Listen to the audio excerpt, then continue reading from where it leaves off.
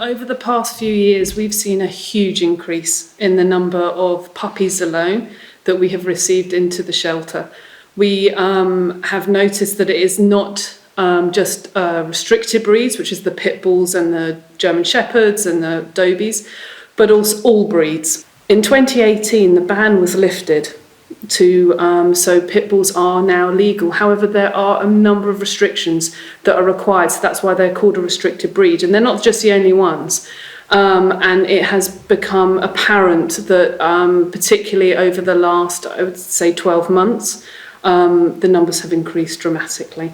With that, we have seen a lot of poorly bred animals and which behaviours which affects behaviours as well as their physical state as well. We have 9 kennels on site and we have 18 dogs on site, and we are now at a point where we are struggling to find homes, which is a real problem.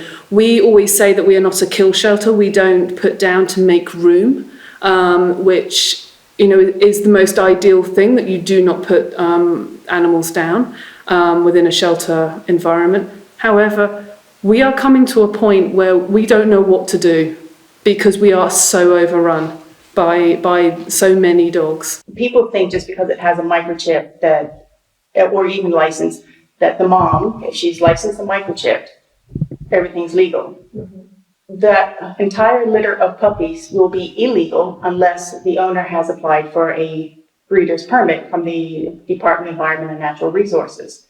If there is no permit, that entire litter is illegal and they can be seized. So we have seen not just, the pits, we have had other non-restricted breeds, and the mom's been licensed and everything, but the litter didn't go through the right channels. Legislation is not our friend with this, that it's not helping people to understand the severity of what they're doing. And the bigger picture, there is a much bigger picture than just, one litter in the backyard.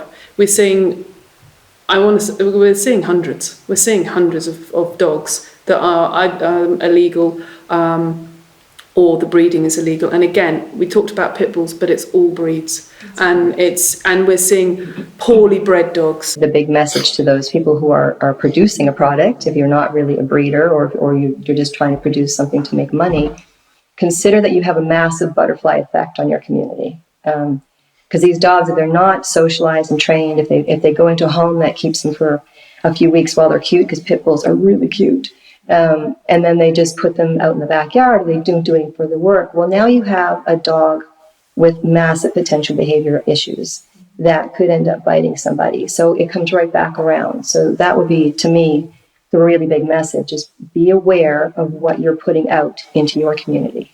Do your homework. Check on if you're interested in buying a puppy, getting a puppy, or any young animal. Do your homework. Check in where they've come from the breeders.